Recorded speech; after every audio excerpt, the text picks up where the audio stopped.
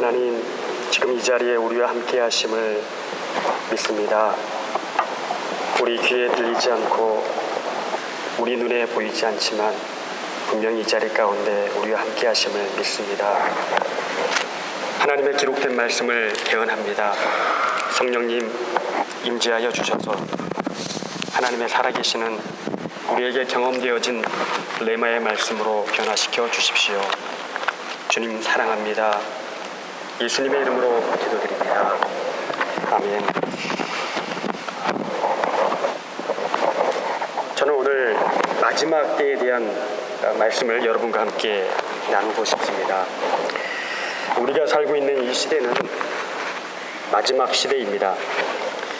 우리가 살고 있는 이 시대가 마지막 때라는 이 견해에는 세상이나 교회나 이견이 없습니다. 사람들은 우리가 사는 이 시대를 말세 중에서 또 마지막 시대, 그래서 말세의 지말이라고 그렇게 이야기를 합니다. 정말 말세라고 느낄 만큼 많은 일들이 이 땅에 일어나고 또 우리가 그런 일들을 경험할 때 흔히 우리가 정말 세상이 말세구나라고 그렇게 이야기를 합니다. 저는 이 성경에 나오는 종말론을 아주 오랫동안 깊이 연구를 해보았습니다. 성경은 분명히 말세가 있고 또 우리가 이 마지막 시대에 어떻게 살아야 하는지에 대해서 분명히 말씀해 주고 계십니다. 성경은 이 마지막 때를 위해서 기록된 책이라고 봐도 과언은 아닐 것입니다. 요즘 기독교 안에서도 많은 종말론이 등장합니다. 책이나 미디어를 통해서 출간되어 또 나타난 많은 종말론에 대한 이야기를 우리가 듣고 실제 우리 성경이 말씀하시는 종말에 대한 이야기와 우리가 혼동을 가질 때가 참 많이 있습니다. 최근에 나온 여러 가지 책이나 미디어에 관한 그 자료들을 저도 많이 보았습니다. 죄송하지만 성경적인 근거를 가지고 있지 않는 그런 자료들이 굉장히 많이 있고 인터넷이나 여러 가지 기타 정보를 기반으로 해서 그럴듯하게 보여진 그런 종말에 관한 자료들이 많이 있습니다. 종말은 두 가지 양면성을 가지고 있습니다. 예수 그리스도를 모르는 사람들에게는 분명히 종말은 고통의 심판의 날이 될 것입니다. 성경은 이를 분명히 경고합니다.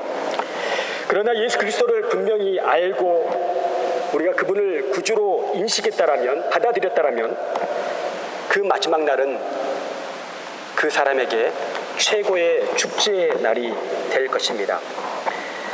요한계시록 17장, 18장에 보면 마지막 심판의 이야기가 등장하고 그 심판이 지난 다음에 19장이 되면 믿음의 사람들이 구원받는 어린 양의 혼인잔치의 이야기가 계시록 19장에 등장합니다. 구원받은 하나님의 사람들에게 이 마지막 시간이라는 것은 바로 결혼식과 같은 축제의 날인 것입니다. 세상에 돌아다니는 대부분 종말에 관한 영상이나 책들이나 자료들을 보면 사람들이 공포와 두려움을 느끼게 됩니다. 666 짐승이라는 표가 나오고 자연재해가 나오고 프리메이슨 이런 이야기들이 나오는 것들을 대부분 볼 수 있습니다. 그런 자료들을 본 크리스찬들의 대부분의 반응도 두려움과 무서움과 걱정입니다. 이것은 종말을 기록한 성경의 의도와는 완전히 다른 것입니다. 요한일서도 마찬가지로 이렇게 우리에게 이야기합니다. 예수 그리스도를 믿는 그 사랑 안에는 두려움이 없다라고 분명히 이야기합니다. 정말 우리가 진정 살아계신 하나님을 믿음으로 받아들였다라면 상황이 어떠하든지 간에 환경이 어떠하든지 간에 그 사랑 안에는 두려움이 없을 줄 믿습니다. 저는 결혼해보았습니다. 결혼식은 한 인간에게 가장 큰 인생의 축제고 기쁜 날입니다. 어떤 날이 우리 인생의 결혼식보다 더 기쁜 날이 될 수 있겠습니까? 신랑에게나 신부에게나 또 축하하는 하객에게나 이 결혼식은 기쁜 날인 것입니다. 왜 우리가 우리에게 다가오는 이 결혼식을 앞에 두고 두려워하고 염려하고 걱정해야 합니까? 다만 우리가 두려워하고 걱정해야 한다면 어두워지고 썩어가는 이 세상에 정말 그 마지막 때의 심판대 앞에 서서 주님이 우리에게 어떤 반응을 보이실지에 대해서 우리가 함께 고민하고 걱정해 보아야 합니다. 분명히 성경은 이야기합니다. 마지막이 있을 것이라고. 그리고 저나 여러분이나 그 마지막 심판대 앞에 서야 합니다. 마태복음 7장에는 그 마지막 심판 앞에 주님께서 물으실 것입니다. 주님, 제가 목사를 하다 왔습니다. 주님, 제가 기적을 행하다 왔습니다. 주님, 제가 권능을 행하다 왔습니다. 예수님의 이름으로 목사도 했고 귀신도 쫓아냈고 기적도 행했습니다. 근데 주님이 분명히 그 사람에게 이렇게 말씀하십니다. 나는 내가 누구인지 도무지 알지 못하겠어. I don't know who are you. 충분히 우리에게도 이런 일이 일어날 수 있다는 것을 우리는 두렵고 떨림으로 염려해야 합니다. 그리고 이 썩어져가는, 어두워져가는 이 세상 가운데 진정한 예수 그리스도를 믿고 단 한 사람이라도 이 구원의 방주인 교회 앞에, 주님 앞에 예배할 수 있도록 함께 우리는 복음을 전하고 복음에 합당한 삶을 살아야 하는 것입니다. 성경적 종말에 대한 직간접적인 몇 가지 말씀을 여러분들에게 말씀드리고 싶습니다. 우리가 마태복음 24장과 25장은 특별히 이 마지막 때에서 기록한 내용인데, 마태복음 24장 14절에 종말의 때에 나타나는 현상이 있습니다. 제가 말씀을 기록해 왔습니다. 천국 복음이 모든 민족에게 증거되고 그제서야 비로소 마지막 때가 된다라고 우리 성경은 기록하고 있습니다. 저는 선교학도 공부했고 여러 나라에 계신 한 150개 나라에 파송되어진 선교사님들의 그 선교 보고와 자료들을 분석하는 일을 하고 있습니다. 지금 우리가 사는 세상을 보면 어둠이 짙어져 가고 죄악이 관연해 가지만 하나님은 살아 역사하셔서 이 시대에도 하나님은 본인의 뜻에 따라서 하나님의 말씀이 성취되어지고 복음이 땅끝으로 흘러가고 있는 것을 보게 됩니다. 우리가 이렇게 편안히 살고 있지만 아직도 예수 그리스도를 믿어야 한다는 그 이유 때문에 생명과 맞바꿔야 하는 그런 위험한 지역이 이 시대에도 존재하고 있습니다.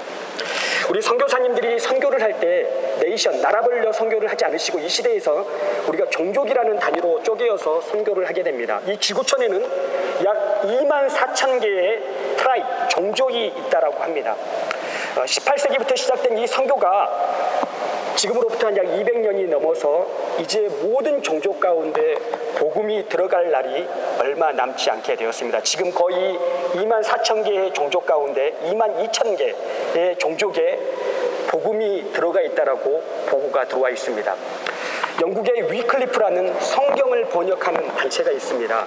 아주 건전하고 보수적인 그런 사역을 하는 그런 귀한 선교단체인데, 이 선교단체의 최근 전체 보고에 의하면 아무리 늦어도 2020년까지 전 세계의 모든 언어로 성경이 번역되어서 그들의 언어로 성경이 들어갈 수 있다라고 보고하고 있습니다.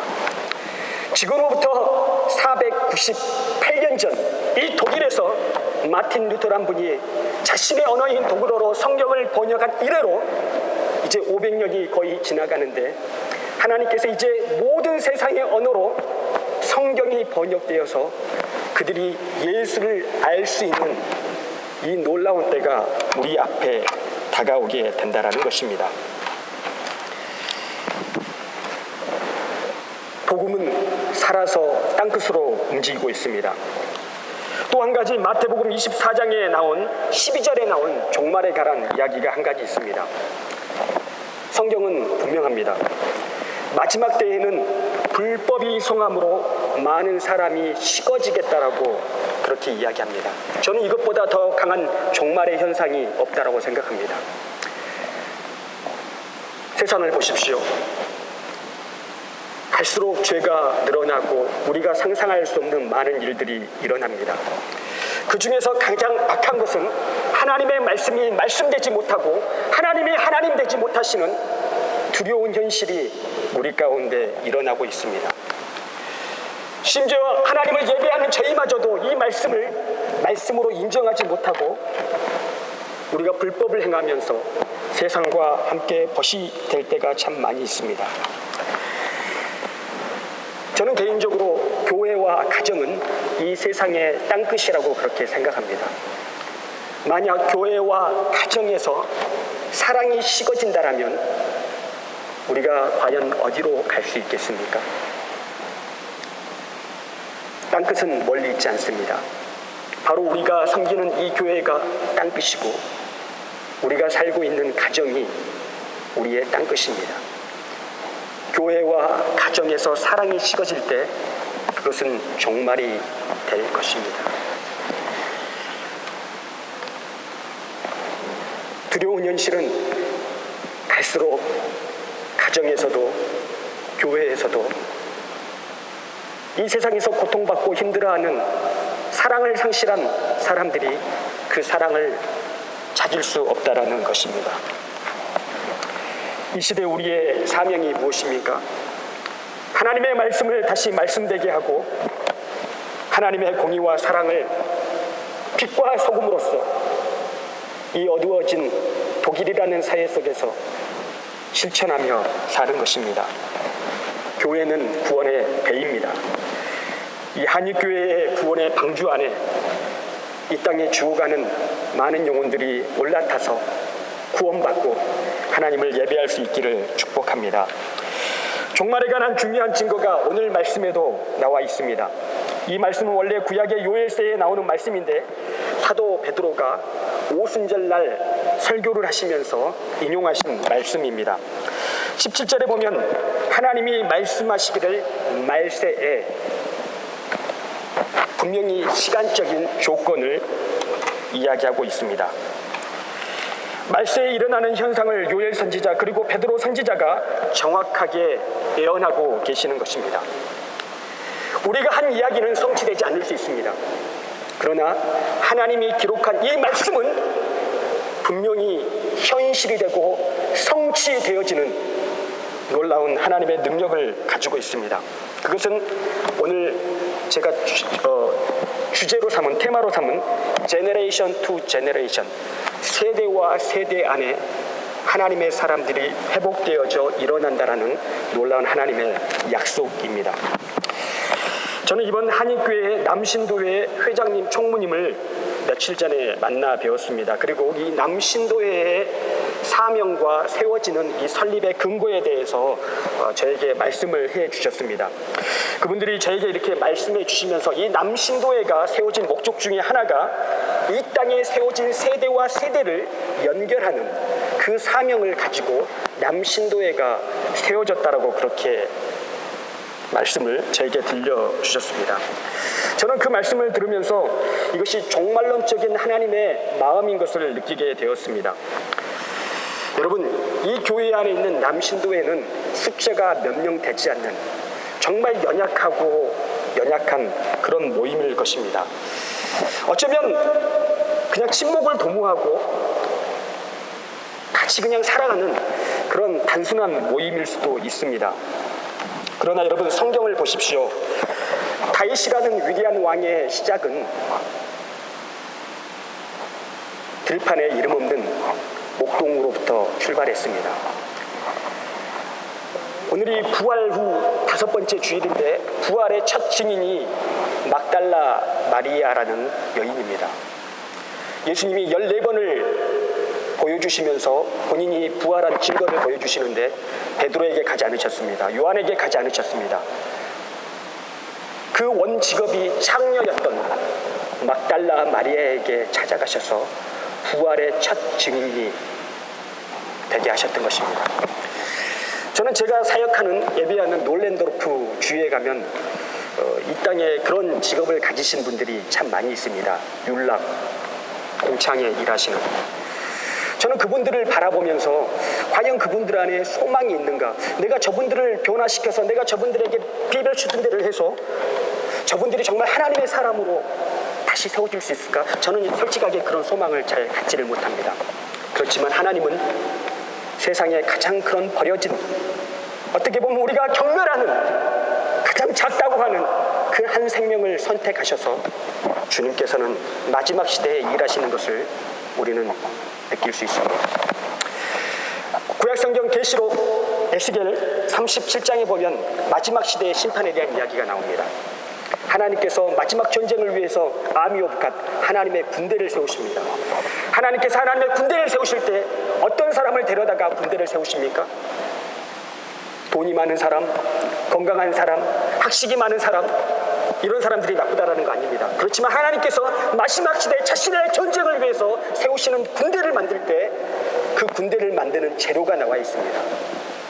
그 재료는 세상의 모든 사람들이 희망이 없다라고 소망이 없다라고 선포하는 마른 뼈들을 하나님은 갖다가 자신의 군대로 세우시는 하나님의 역사가 구약 성경에 기록되어 있습니다.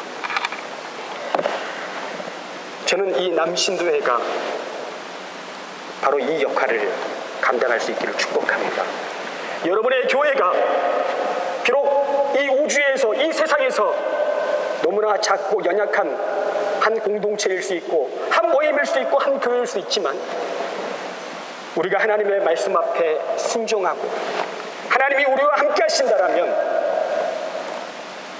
분명히 우리가 하나님 앞에 그분의 뜻을 이루어드릴 수 있는 사명을 감당하게 될 줄 믿습니다. 주님이 하시고 우리가 순종하면 하나님의 역사는 일어나는 것입니다. 오늘 본문에 나온 종말의 놀라운 기적이 있습니다. 그것은 제너레이션 투 제너레이션, 세대의 회복입니다. 회복이라는 것은 단지 우리가 어떤 기쁜 감각적인 상태에 머무르는 것이 아니라 우리가 분명히 이 땅에서 잃어버린 정체성, 내가 누구이고 에로풍, 내가 무엇을 위해 이 땅에 왔는지에 대한 그 소명을 분명히 발견해서 그 정체성과 부르심 앞에 살아가는 것입니다. 내가 주님 안에 무슨 일을 해야 합니까? 그리고 썩어지고 어두워진 이 세상 가운데 과연 이 연약한 한 사람이 무엇을 할 수 있습니까?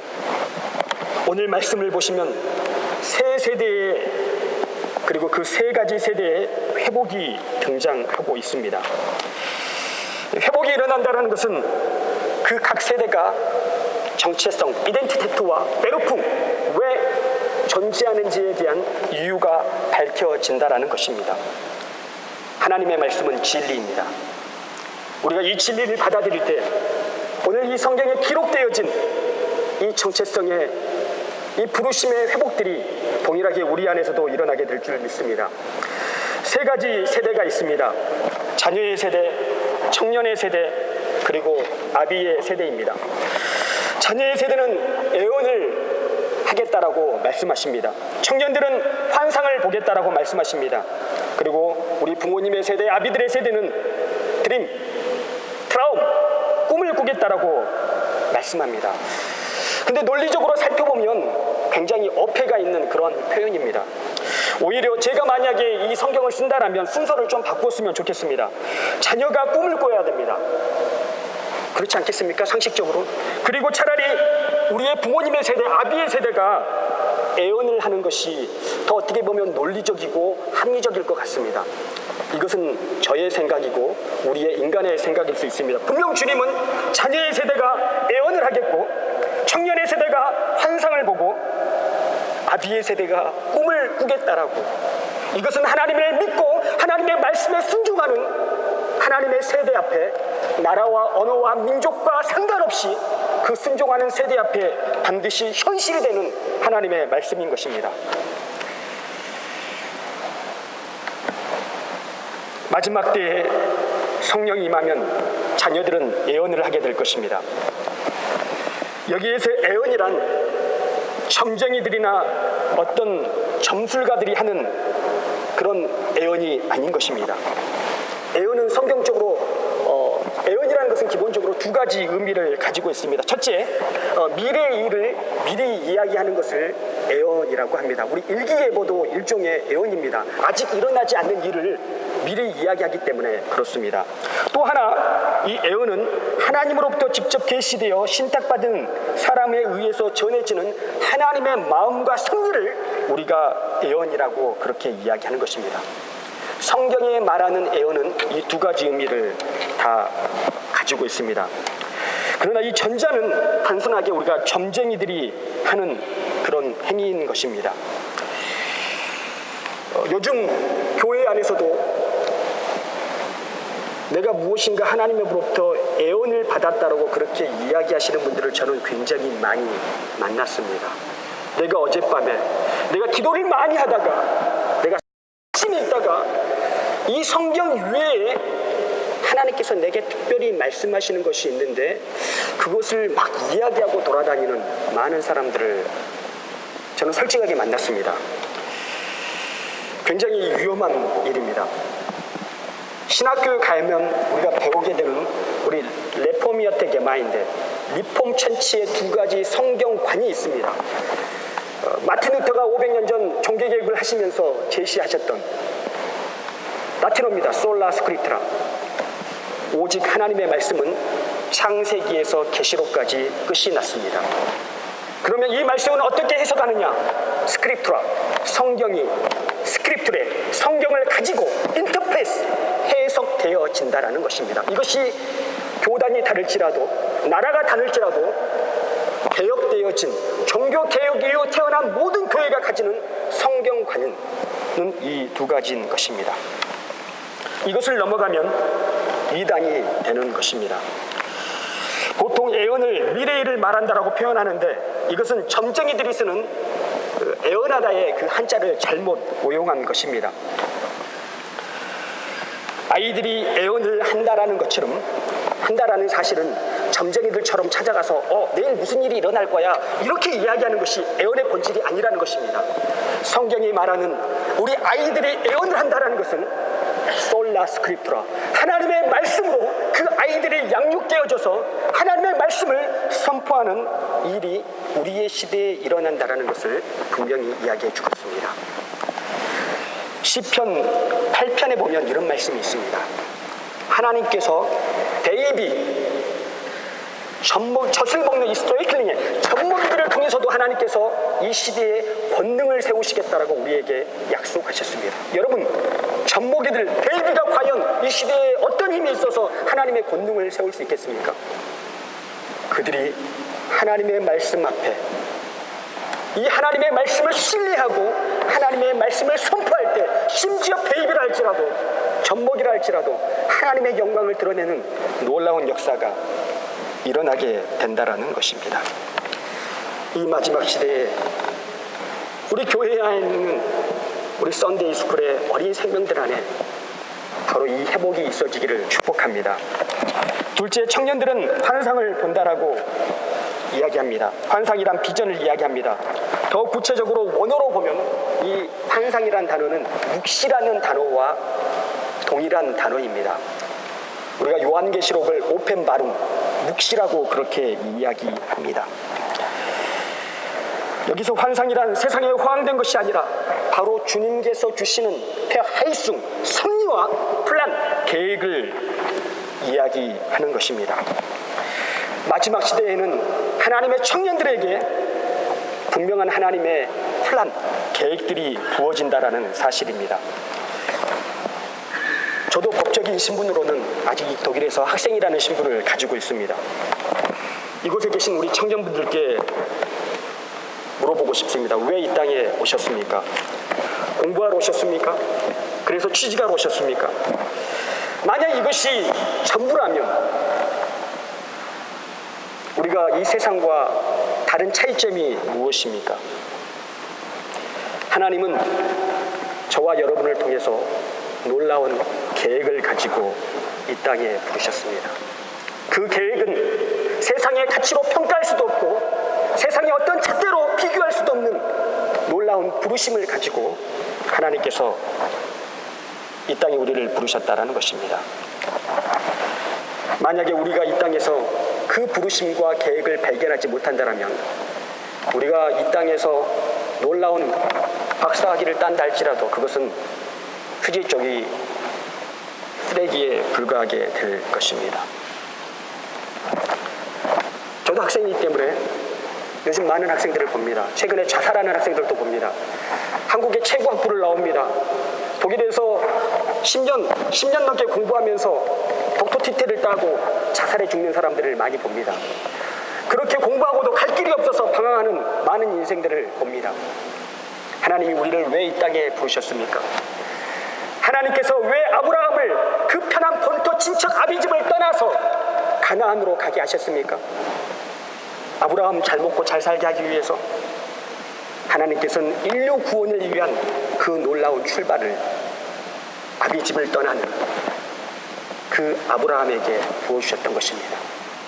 이 땅에 사시는 우리 청년들과 우리 어머니 아버지들과 모든 분들은 본토 친척 부모님의 집을 떠나서 이 땅에 오셨습니다. 50년 전 광부로, 간호사로, 학생으로, 사업하러. 그러나 이것이 다가 아니라 이 민족과 이 어두워진 세상을 다시 살리기 위한 하나님의 놀라운 전략과 섭리가 우리가 이 땅에 살아가는 그 삶 위에 분명히 존재한다라는 것입니다. 잠언 29장 17절에는 이런 말씀이 있습니다. 묵시가 없으면 백성이 방자히 행한다라고 기록되어 있습니다. 이 묵시라는 것이 바로 하나님의 환상입니다.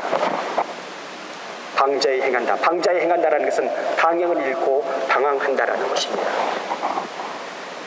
이 땅의 학교가 주는 것이 우리 인생의 방향을 설정할 수 없습니다. 물론 필요하고 때론 우리가 그것을 취득할 수 있습니다.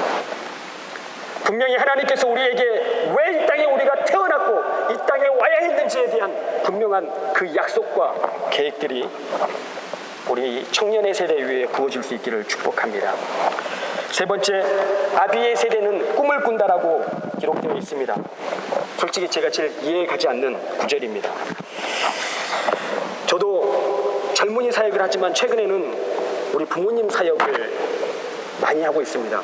저는 독일교회를 섬기는데 최근에 제가 제일 쉽고 잘하는 일 중에 하나가 독일 할아버지 할머니들을 전도하는 일입니다.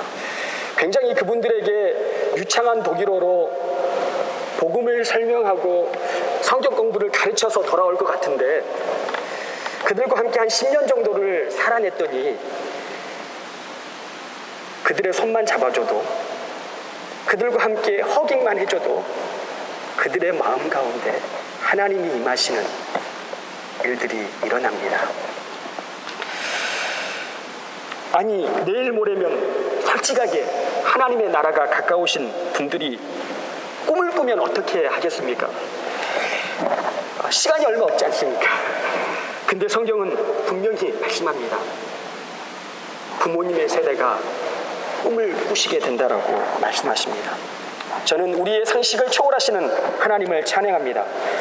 우리의 부모님들은 꿈을 꾸게 될 것입니다. 그리고 회복하게 되실 것입니다. 원래 우리 부모님들은 이 땅에 오실 때 꿈을 가지고 이 땅에 오셨습니다. 저는 독일뿐만 아니라 30개가 넘는 나라의 디아스포라들을 직접 가서 만나보았습니다. 어느 나라이든지 디아스포라는 꿈을 가지고 원래 그 땅에 가게 되었습니다. 우리의 부모님이 이 땅에 도착할 때 그리고 한인교회가 가장 먼저 세워졌다고 제가 들었습니다. 이 땅에 교회가 세워졌을 때 그리고 주님을 만났을 때 주님은 우리에게 꿈을 주셨습니다.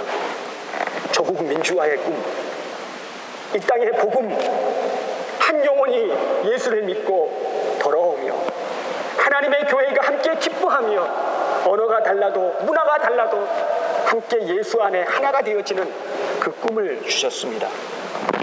주님은 그 꿈을 너무나 기뻐하셨습니다. 주님은 그 꿈을 아직도 기억하고 계십니다. 그러나 그 꿈을 시기하고 질투하고 싫어하는 존재가 있습니다. 바로 원수 사단이라는 존재입니다. 시간이 흘러 상황도 변하고 조건도 변하고 이제 그 꿈을 다 잃어버리고 말았습니다. 이제 내 몸 하나 간수하는 것도 힘든 그런 때가 되었습니다. 이런 이야기도 많이 들었습니다. 이제 우리는 돈도 없고 힘도 없고 건강도 없고 이제 우리는 죽을 날만 기다려. 저도 제 주위에 부모님 같은 권사님, 장로님, 집사님 통해서 이런 이야기를 많이 들었습니다. 어쩌면 지금 우리 부모님의 세대에 세상적으로 찾아오는 그런 심정일 수 있습니다. 그러나 주님은 우리 부모님들이 50년 전, 40년 전 이 땅을 밟으시면서 이 땅을 위해서 하나님 나라를 위해서 꾸셨던 그 꿈을 아직도 기억하고 계시고 지켜주고 계시는 것입니다. 하나님은 그 꿈을 이루기를 원하십니다. 우리는 우리가 꿈을 이루기 위해서 무엇인가를 해야 된다고 그렇게 생각할 수 있습니다. 맞습니다. 우리는 그 꿈을 위해서 기도하고 대가는 지불해야 됩니다. 그러나 그 꿈을 이루시는 주체는 우리가 아닌 하나님 자신이십니다. 저는 저를 파송해 주시는 한국 교회에 이런 표어가 있는 것을 보았습니다. 꿈꾸는 교회, 이루시는 하나님. 교회가 꿈을 꿀 때 그 꿈을 대가를 지불하고 우리가 순종하게 되면 반드시 우리가 꾸었던 그 꿈은 이 세상 가운데 현실이 된다라는 것입니다. 저를 파송해 주셨던 교회는 15년 전 1호 선교사를 파송하셨습니다. 당시에 장로님들이 꿈을 꾸기 시작하셨습니다. 권사님들이 꿈을 꾸기 시작하셨습니다. 교회가 세워진 지 15년이 넘도록 선교사를 파송하지 않았는데 이제 하나님께서 우리에게 이렇게 은혜를 주셨는데 이제 우리가 선교사를 파송해보자. 첫 번째 선교사를 파송하고 그 사람을 지원하고 기도하고 선교사를 파송한 지 15년이 지나서 260명의 선교사를 파송하게 되었습니다. 한 교회가 말입니다. 꿈을 꾸었습니다. 그리고 기도하기 시작했습니다. 그리고 대가를 지불하기 시작했습니다. 하나님은 우리의 꿈을 기억하십니다. 마지막 시대입니다. 하나님이 주셨던 그 꿈을 우리 부모님들 가운데 다시 부어주시기를 축복합니다. 주님께서 그 꿈을 이루실 것입니다. 이 땅에 살아가는 우리 한인 디아스포라에게 이 독일의 영적 회복을 위한 중요한 키 열쇠를 주셨습니다.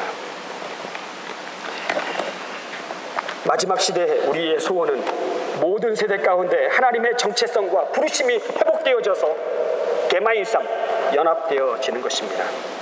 따로따로가 아닙니다. 게마인삼이라는 것입니다. 저는 이 게마인삼, 제가 만약에 누군가에게 제게 이렇게 물어본다면 당신이 이 독일의 많은 독일어 가운데 가장 사랑하는 한 단어를 선택하라고 한다면 저는 이 게마인삼이라는 단어를 선택할 것입니다. 천국을 이야기할 때 무엇이 천국인가, 바시스트 천국, 천국이 무엇인가를 이야기할 때 저는 그 천국을 가장 잘 설명하는 단어 중에 하나가 이 게마인삼이라는 단어라고 생각합니다. 얼마 전에 오이로파발 선거가 있을 때 메르켈 총리가 게마인삼 퀴어 베를린, 퀴어 오이로파라는 슬로건을 가지고 나왔습니다. 이 게마인삼이라는 단어는 쭈잔맨하고는 다른 의미를 가지고 있습니다. 쭈잔맨은 투게더는 그냥 함께한다라는 뜻입니다. 근데 이 게마인삼은 공동체의 목적을 가지고 로마서 12장에 나온 대로 우는 자들과 함께 울어주고 즐거워하는 자들과 함께 즐거워해 줄 수 있는 그것이 바로 게마인삼인 것입니다. 같은 사명과 방향으로 연합된 것이 바로 이 게마인삼인 것입니다. 오늘 남신도회 여러분과 한인교회 성도님들 안에 이 게마인삼의 회복이 일어날 수 있기를 축복합니다. 세대와 세대의 회복이 일어나기 위해 한 가지 도구가 필요합니다. 그 세대를 연합시키는 연골고리와 같은 도구가 필요한 것입니다. 저는 바로 여러분들이 이 시대 그 사명을 감당하실 수 있기를 축복합니다. 성경을 보시면 신약과 구약이 있습니다.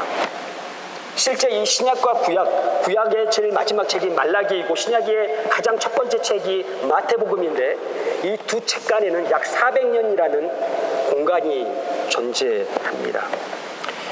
이 비어진 400년이라는 시간을 연결할 수 있는 고리가 바로 말라기와 마태복음이라는 것입니다.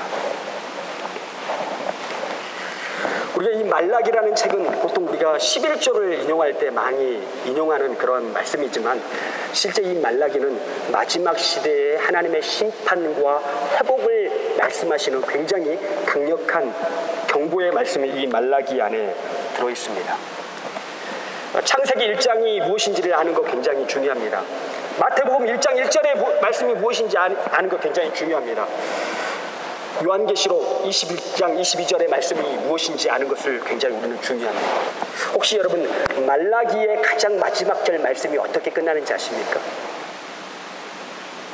저는 이 신약과 구약을 연결하는 말라기의 마지막 말씀 한 구절을 인용하면서 읽으면서 오늘 말씀을 맺고자 합니다.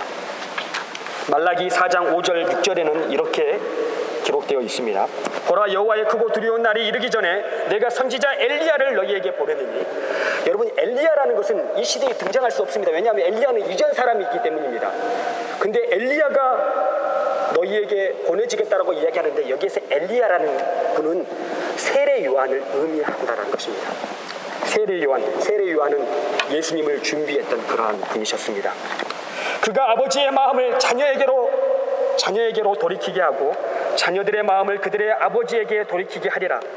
돌이키지 아니하면 두렵건대 내가 와서 저주로 그 땅을 칠까 하노라 하시더라. 분명히 말라기서 제일 마지막 말씀에도 아버지가 자녀에게로, 자녀가 아버지에게로, 제너레이션과 제너레이션. 이 제너레이션이라는 것은 그냥 우리 세대의 제너레이션만을 이야기하지 않습니다. 구약의 제너레이션, 신약의 제너레이션, 독일의 제너레이션, 한국의 제너레이션, 이 모든 제너레이션, 언어의 제너레이션, 이 모든 세대와 세대들이 계시록에 등장한 대로 나라와 민족과 그 방언 가운데 예수님이라는 그 한 분 안에 하나가 되어지는 게마인성, 한 믿음을 가지고 나아가는 놀라운 회복이 일어난다라는 것입니다.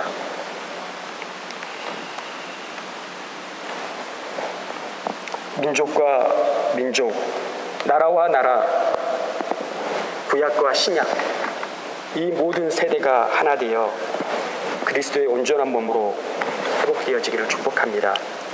남신도회와 한인교회가 오늘 이 성경 말씀에 기록한 이 언약이 실현되어지는 놀라운 축복이 우리에게 있다는 축복합니다. 기도하겠습니다. 주님, 부족한 종이 하나님의 말씀을 대언했습니다. 잘못된 것이 있다라면 주님 용서하여 주시고 하나님의 말씀만이 말씀되며 이루어지게 도와주십시오. 주님 사랑합니다. 예수님의 이름으로 기도하옵나이다.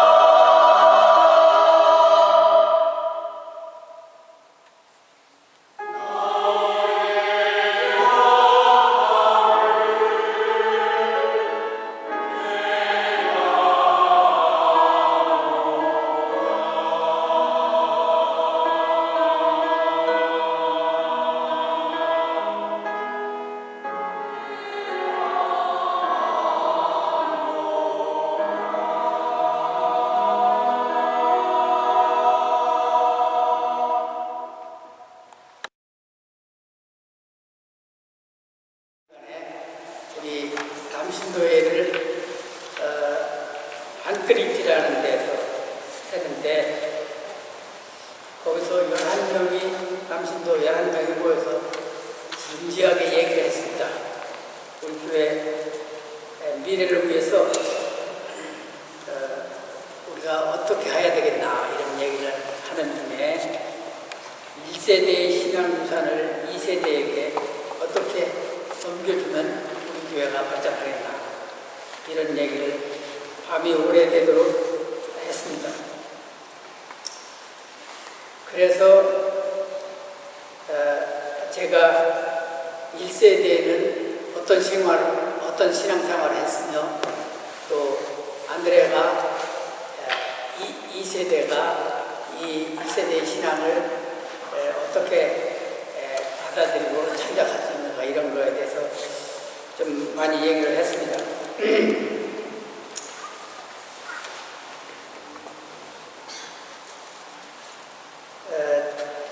그래서 제가 오늘 신앙생활을 어떻게 시작해서 여기까지 왔는지를 잠깐 소개하려고 준비를 좀 했습니다. 저는 1958년경에 감리교회 등의 적은 시골교회에서 학습과 세례를 받고 열심히 신앙생활을 했습니다. 새벽 기도를 빠지지 않고 나왔고 나중에는 새벽 기도 종치는 것을 내가 담당하게 되었어요. 이렇게 신앙생활을 열심히 하다 보니 내가 좀 스스로 변하는 것을 느끼기도 했습니다. 첫째, 나 자신이 좀 늘 기쁘고 행복한 감을 느낄 수가 있었어요.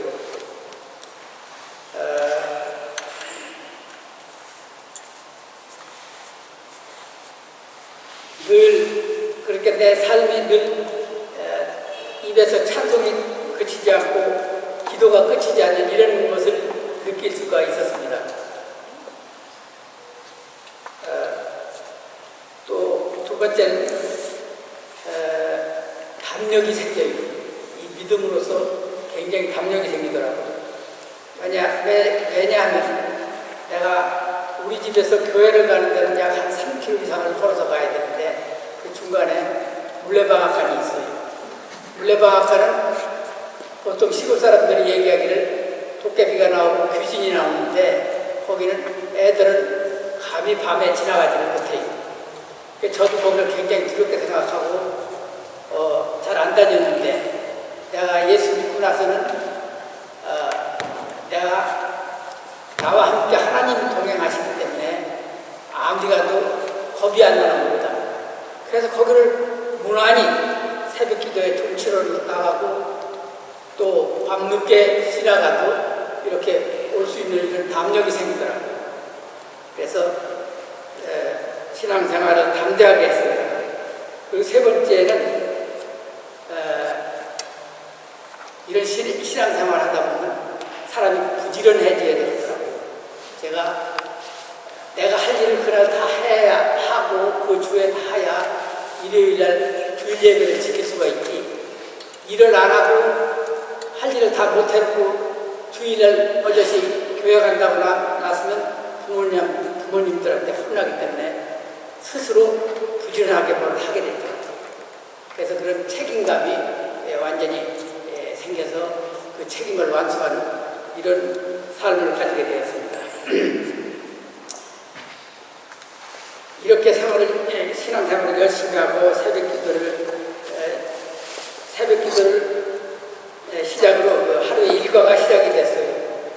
어느 날 새벽 기도를 마치고 나오는데 갑작스레 정말 건장한 한 사람이 나타나더니 내가 어느 서에서 나온 형사다. 너희들이 오늘 이 종을 누가 쳤으며 종 쳐가지고 모여서 무엇을 모의했느냐. 이렇게 그냥 담대하게 엄포를 때리고 있으니까 덜덜 떨리죠. 그래서 형사람 그냥 지나가는 보기만 해도 무서운데 그 형사람님이 오늘 정치는 무릎 꿇어라. 그러니 뭐 제가 깜짝 못하고 제가 그냥 무릎을 탁 꿇고 엎드려 있는데 그것을 본 전도사나 그 주위 사람들이 얼마나 놀래요. 이 사람들 놀래가지고 우리는 그런 게 아니고 뭐야 한 것도 잘못했다고 싹싹 빌더라고요. 나는 그냥 엎드려서 하나님 저 사람이 몰라서 저렇게 하니까 저 사람 용서해 주세요. 이렇게 그냥 기도를 했어요. 그러고 나서 그렇게 잘 해결을 그런 대로 이제 사정을 해서 해결을 했는데 다음에 생각하니까 그날이 바로 자유당 부정선거했던 3.15 선거날이에요. 그래서 우리가 그 3.15 선거날 이 동네에서 모여서 무슨 모임을 하나 하고 분들이 와서 감동을 했던 것 같습니다. 그렇게 엄한 그런 신앙생활을 하다 보면 그런 신앙생활을 그걸 잊을 수가 없어요. 저도 평생에 그때 당한 것은 잊을 수가 없습니다.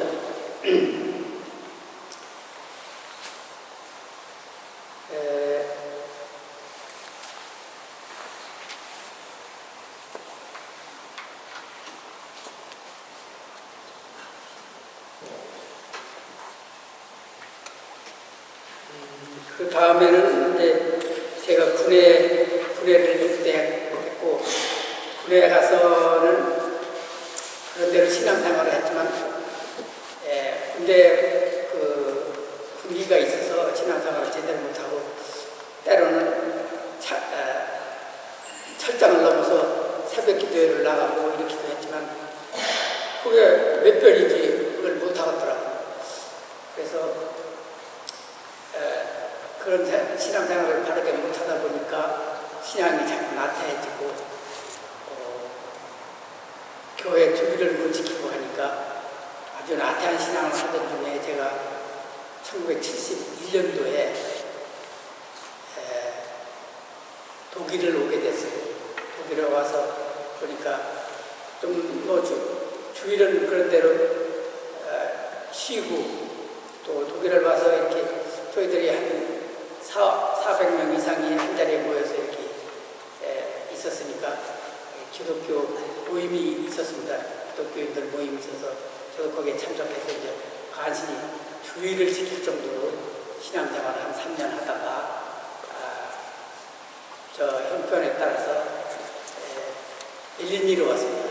베를린에 1974년, 75년 그 사이에 와서 지금까지 한 40여 년 동안 베를린에서 신앙생활을 했는데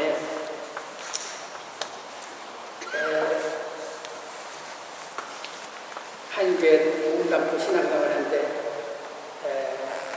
그동안은 정말 베를린에 살면서 여러 가지 우여곡절도 많았지만 신앙생활 하는 데는 여러 가지 문제가 많고 신앙생활 하는데 원동력이 되는 성경구절이 여러 군데 많이 있습니다.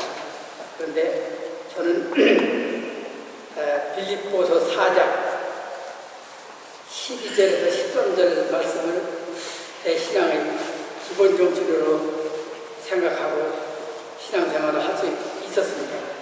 이 말씀은 바울 사도가 빌립보 교인들에게 전한 말씀인데 이 성경 구절은 여러분들도 잘 아시는 성경 구절입니다.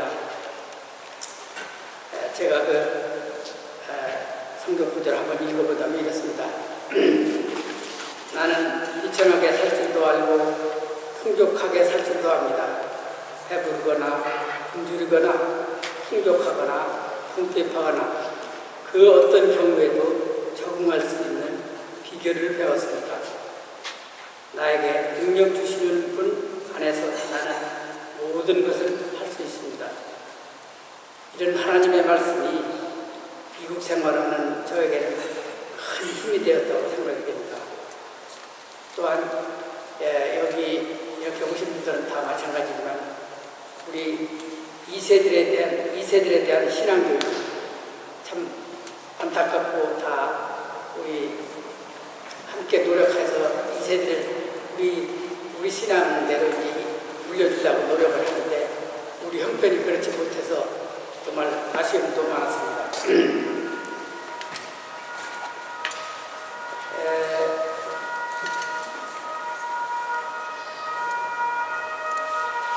저에게는 애들 둘이 있었는데 하나는 이곳에서 출생을 해서 여기서 교신제도 받고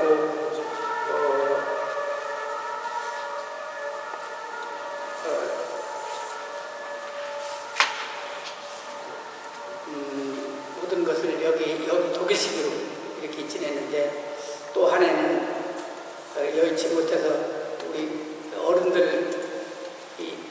어른들이 와서 예배 드리는 데 앉아서 그냥 말씀만 듣고 이렇게 자라던 애들이 여기 몇 명 있었어요. 우리 강장로님 아들 청우하고 우리 태원이 아버님 애들이 있었는데 이런 애들에게 정말 우리가 신앙 유산을 넘겨준다는 건 굉장히 어렵고 우리 마음뿐이지 쉽게 되지를 않았습니다.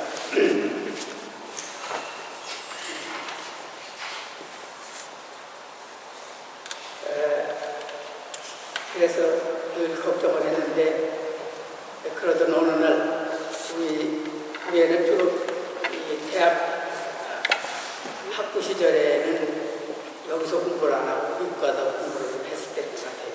그러던 어느 날 미국에서 전화가 왔는데 한두 달 후에 베를린 공대에서 박사학위를 받게 되었습니다 하면서 아주 좋아하더라고요.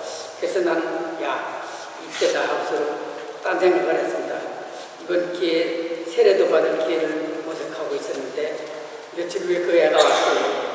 그래서 내가 참 공부하느라고 수고도 했고 참 네가 학위를 받는다니 자랑스럽다. 그러나 내가 너에게 정말 그것에 불씨가 하나 있다. 그게 뭐냐면 네가 이번에 박사학위 받기 전에 세례를 먼저 받아라. 그랬더니 가만히 있더라고요. 그래서 너 그러면 2, 3일 동안 시간을 줄 테니까 생각해서 결정하고 나한테 얘기를 해라. 그랬더니 그 이튿날 생각해 본 결과 아버지 말씀을 그냥 따르겠습니다. 그러더라고요. 참 고맙다고 하면서 저는 바로 그때 우리 교회 목사님, 김인태 목사님, 담임 목사님이셨는데 김인태 목사님한테 바로 쫓아가서 내가 이 사정을 얘기를 했습니다. 우리 애가 지금 왔는데 제가 박사학위 받기 전에 세례를 받기로 약속을 했습니다. 세례 어떤 방법으로 세례를 할 수 있을까요? 그랬더니 이 양반도 가히 승낙하시면서 속성으로 세례 공부를 하고 얼마 동안 하고 박사학위를 받도록 하겠다고 이렇게 해서 세례보다 먼저 박사보다 먼저 세례를 받는 것을 결정을 해서 세례를 잘 받았습니다. 세례를 받기 전에 그러니까 박사학위 받기 전에 얘가 여기서 디플로마를 끝났는데 좀 뭘 잘했는지 그 태울에서 몇 명이 상을 받았어요. 그때 꽤 오래된 건데 상을 받고 상금을 대막을 한 8,000DM을 받은 것 같아요. 지금 상금. 그 받아가지고 와서 자랑을 하기에 나는 정말 믿는 사람들은 이런 상금을 받으면 11조를 꼭 내야 된다. 그랬더니 찜찜하더라고요. 제가 꼭 내야 되냐고 그건 무수로 내야 된다. 이렇게 해서 11조를 교회에 바치게 이렇게 훈련을 시켰습니다. 그리고 나서 몇 년 후죠. 그러니까 그렇게 후에 이제 미국 가서 그냥 공부하고 또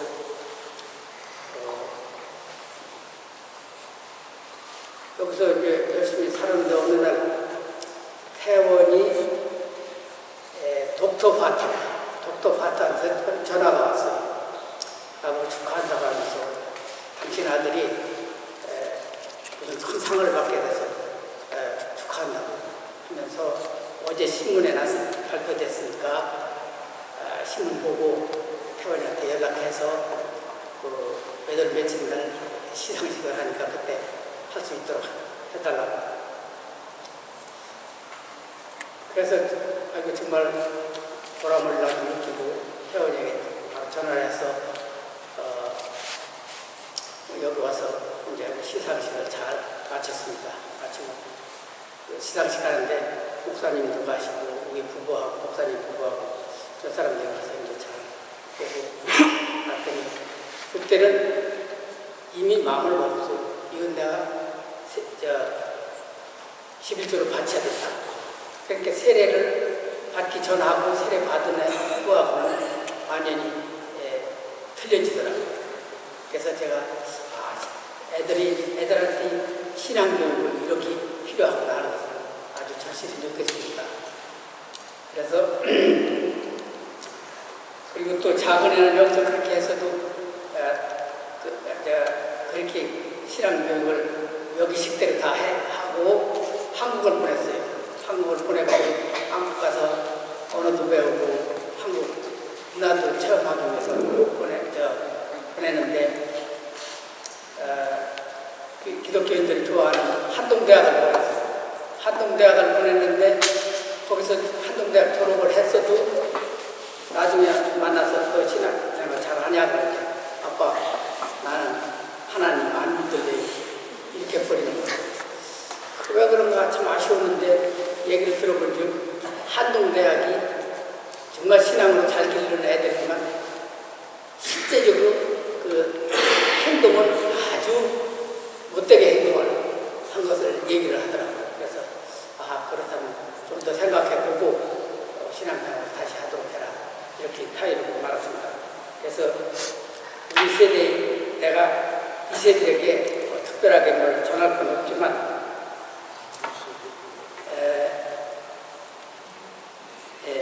우리 1세대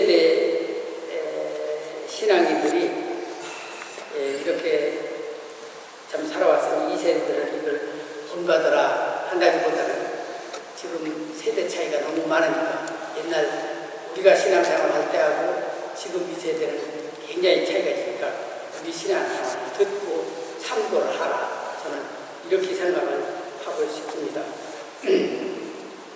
그래서 지금 간단하게 마지막으로 드리고 싶은 것은 우리 신앙을 본받으시오가 아니라 이것을 참고로 하시라는 것과 이 세대들은 이 좁은 환경에서 이 세대들에게 바라는 것이 무엇인지 우리 이 세대들이 잘 생각해서 세대와 세대를 이어가는 참된 일꾼이 되기를 기대하면서 하나님께 기도드리고 또한 이 말씀을 경청해 주신 여러분께 진심으로 감사드립니다. 감사합니다.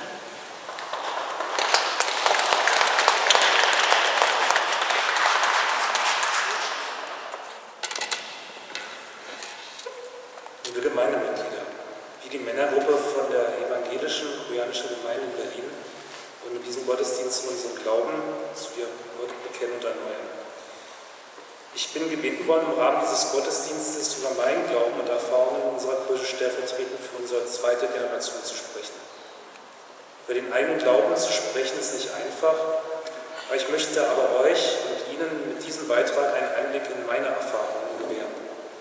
Meine Mutter kam als junge Krankenschwester nach Deutschland und fand hier in der Heiligengemeinde eine zweite koreanische Heimat in Berlin. Ich bin durch meine Mutter in diese Gemeinde hineingeboren worden und bin seit 36 Jahren Mitglied in dieser Gemeinde. Für mich ist die Heiligengemeinde wie eine zweite Familie. Durch die jahrzehntelange Mitgliedschaft ist unsere Kirche für mich ein zweites Zuhause geworden. Ich bin in dieser Gemeinde getauft und konfirmiert worden. Der Konfirmationsunterricht wurde damals durch die deutschen Pfarrer durchgeführt und ich wurde durch die deutschen Pfarrer gesegnet. Dadurch habe ich den Einblick in die deutsche Glaubensgemeinschaft kennengelernt. Es hat mich in meinem Glauben weitergebracht. Die Gemeindeältesten und Schiffsdienst durch die ganzen Jahre habe ich gelernt und gesehen, was es bedeutet, in der koreanischen Gemeinschaft aufzuwachsen und in der Gemeinde mitzuarbeiten. Das ist für mich persönlich ein Gewinn und ich bin dafür sehr dankbar. Ich habe auch als Kind durch die Sonntagsschule, als Jugendlicher und in der Juniorengruppe die Grundlagen für meinen Glauben gelernt. Ich erinnere mich auch an die vielen gemeinsamen Reisen als Kind und Jugendlicher von unserer zweiten Generation. Durch dieses Vorbild habe ich für mich meine jahrelange Arbeit in der Juniorengruppe im Vorstand, in der jetzigen Arbeit als Gemeinderat und jetzt im Vorstand der Männergruppe viel mitnehmen können. Ich habe gelernt, dass man als Einzelner durch die Gemeinschaft gestärkt und zusammen sehr viel mehr für die Gemeinde erreichen kann. Ich denke, dass unser diesjähriges Motto „Nehmt einander an, zu Gottes Lob" den Grundgedanken unserer Kirche gut wiedergibt. Im Unterschied zur deutschen Gemeinde verbindet uns nicht nur der Glaube, sondern eine jahrzehntelange Gemeinschaft durch die koreanische Kultur und Sprache. Der Glaube hat mir für gute und auch für schlechte Zeit viel Kraft gegeben. Das letzte Jahr war für mich und meine Mutter nicht einfach. Wir haben vor einem Jahr völlig unerwartet Abschied von meinem Vater nehmen müssen. Ohne den Glauben, die viele große moralische Unterstützung und Hilfe vor und nach der Beerdigung durch euch allen von der Haning-Gemeinde hätten ich und meine Mutter diese schwere Zeit nicht durchstehen können. Ich und meine Mutter wollen auf diesem Wege noch einmal beim Oxaning und euch allen Gemeindemitgliedern für diese Hilfe recht herzlich bedanken. Die zweite Generation in unserer Kirche ist zurzeit aus verschiedenen Gründen nicht stark vertreten. Ich wünsche mir und bete dafür, dass wir als zweite Generation wieder mehr an Mitgliedern werden und zusammen für die Zukunft unserer Kirche arbeiten. Die Mitglieder meiner Generation sind jetzt in einem Alter, wo sie selber verheiratet sind und Eltern werden oder bereits Kinder haben. Daher ist es wichtig, dass wir jetzt für die Zukunft die richtigen Weichen stellen. Unsere Kirche feiert in 2 Jahren ihren 50. Geburtstag. Gerade vor diesem großen Geburtstag wünsche ich mir und bete dafür, dass wir als zweite Generation mit unseren Eltern und der Elterngeneration zusammen für eine gute Zukunft unserer Kirche arbeiten.